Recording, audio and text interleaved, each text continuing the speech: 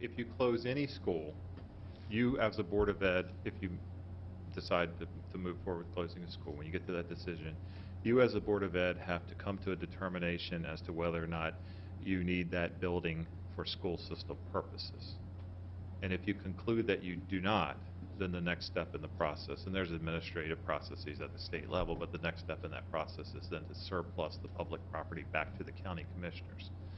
So the facility, the grounds in general, becomes something that Commissioner Weaver and his peers would sort out as to what do you do with it. It wouldn't be the Board of Ed's decision to say we should sell it or we should create a community center. All of those decisions become the county commissioners.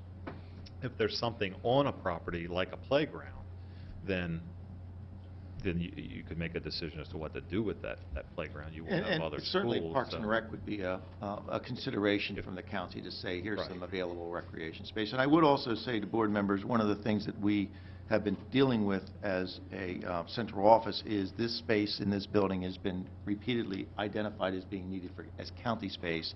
So one of the options for one of the schools may be relocation of the central office. That's just a possibility out there. We remark on that in the report, and we remark on it very, very briefly. We recognize that that's not a charge that we had, and we didn't want to go too far down that road because that wasn't something we were asked to do. What we did note was that looking at the 5 schools that we're proposing that you consider for closure, it seemed to us that 3 of them might merit further consideration as a possible new central office, and that is based solely on square footage assessment. So that would be North Carroll High, New Windsor Middle, and Sandymount Elementary. Charles Carroll is not a very large facility.